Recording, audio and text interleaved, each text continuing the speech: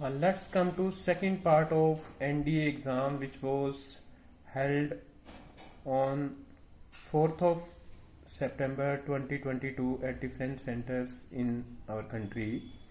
Yesterday I had solved its first part, first 30 question I had solved of English subject.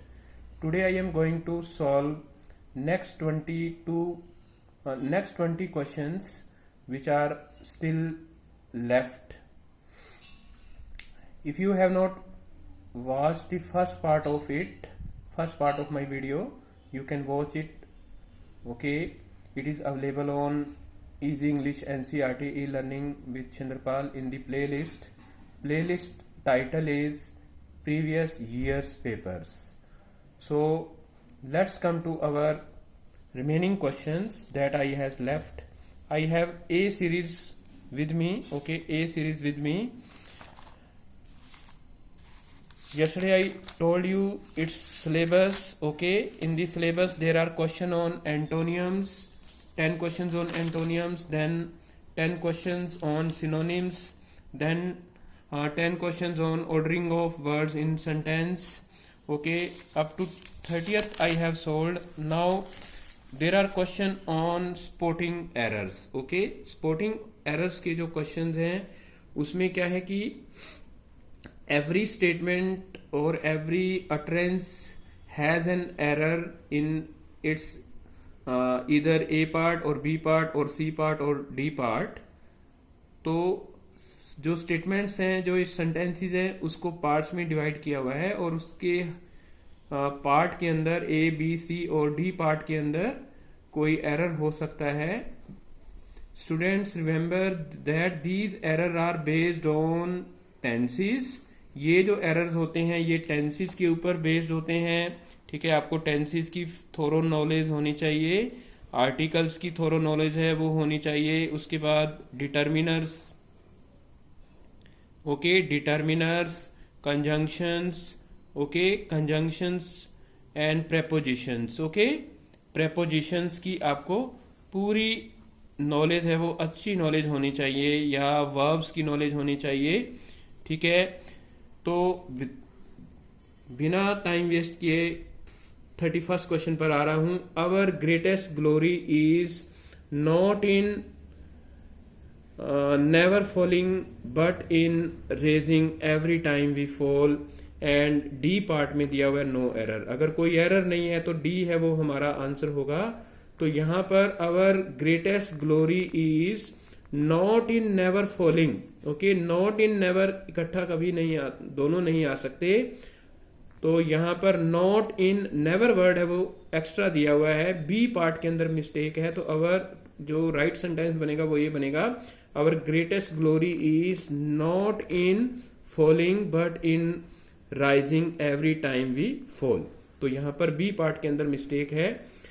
Now 32nd, Rahim was one of that. Okay, one of that selected for the award. और D part के अंदर है वो no error दिया हुआ है. तो क्या है कि जब वन ऑफ दिया होता है कोई भी सेंटेंस में, वन ऑफ दिया हो तो उसके अंदर ये जो सब्जेक्ट वर्ब एग्रीमेंट का क्वेश्चन है, one of the boys, okay, one of the teachers.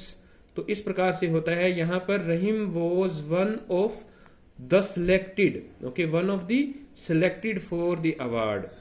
रहीम है वो उनमें से था जिनको अवार्ड के लिए सिलेक्ट किया गया. तो यहां पर ए पार्ट के अंदर मिस्टेक आ रहा है. दैट एक डिटर्मिनर है, यहां पर इसकी जगह पर द आर्टिकल है वो आएगा.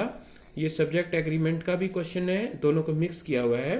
Question number 33rd, Sujini has met her old friend Guru before she shifted to Hyderabad 2 years ago. Okay, D में नो एरर दिया हुआ है. तो क्या यहाँ पर बहुत सिंपल क्वेश्चन है, ये बिफोर दिया हुआ है. ओके, बिफोर से पहले हम हमेशा he had plus third form है वो लगाते हैं. तो जो ए पार्ट है यहाँ पर मिस्टेक है.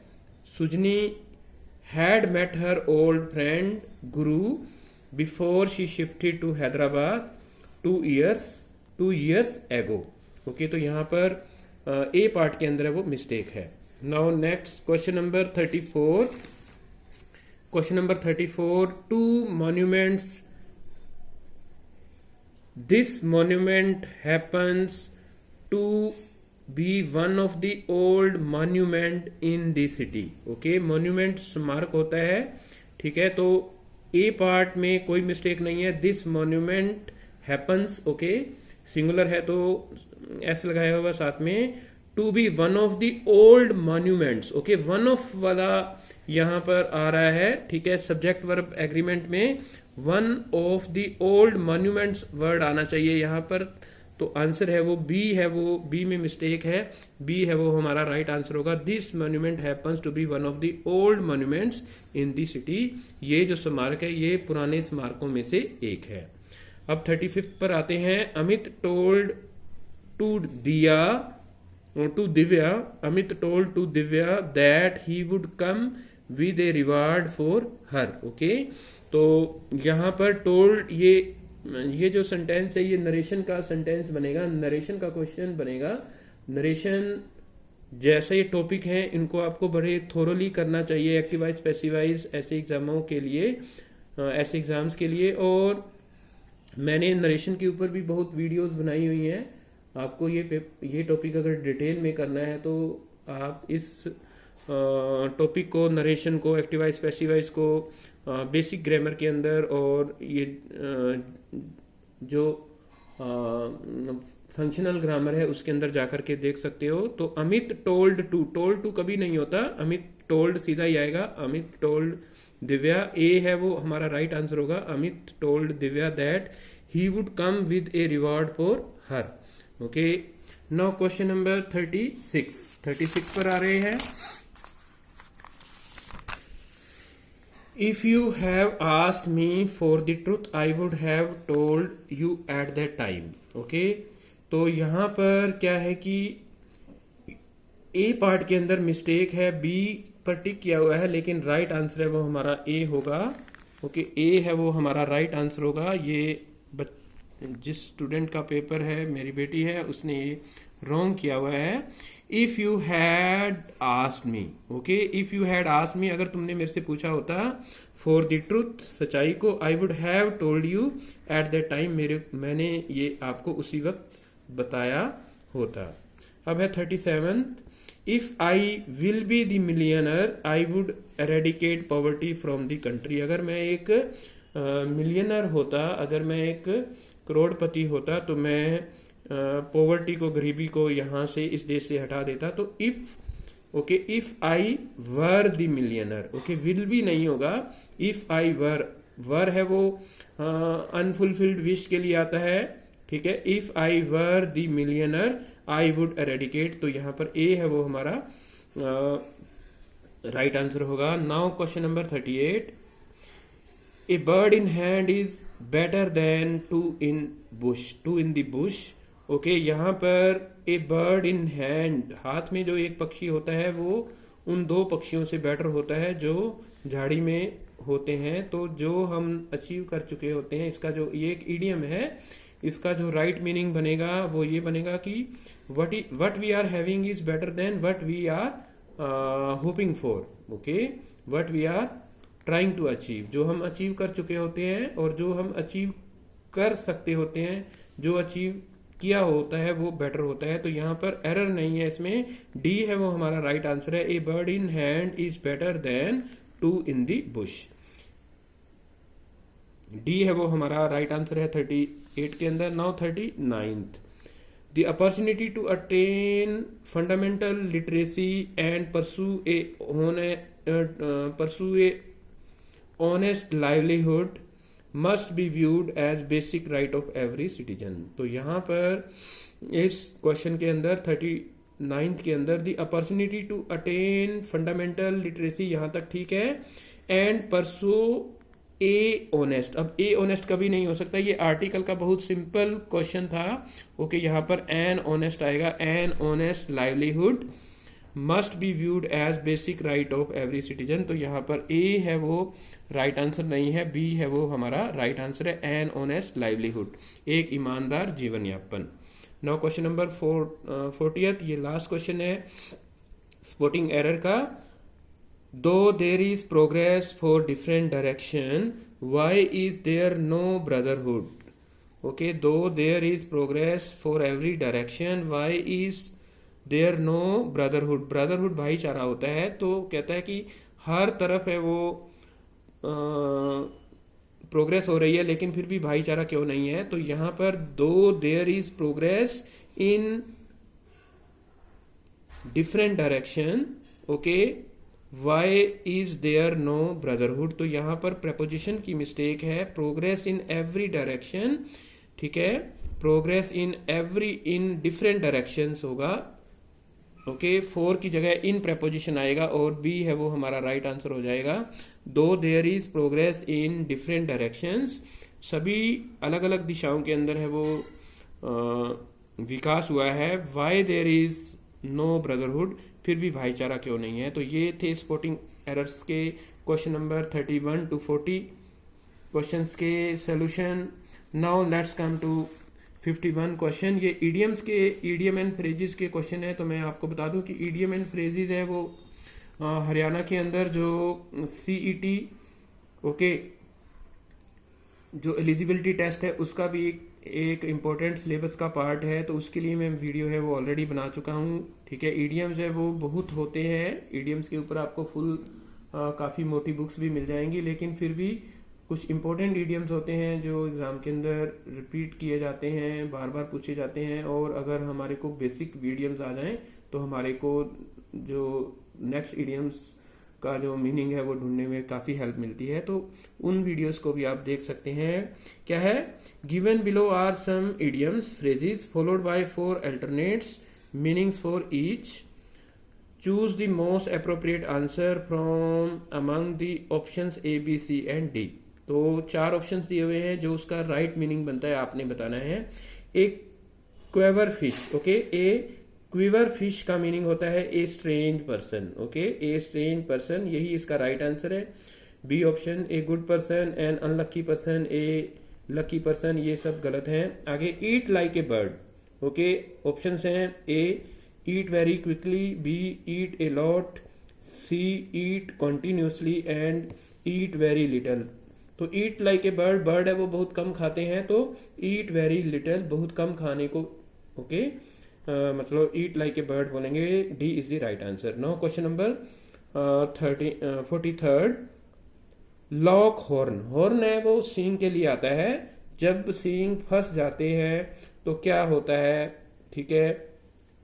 B like a bull, argue about something, agree with someone and D is think about the horn.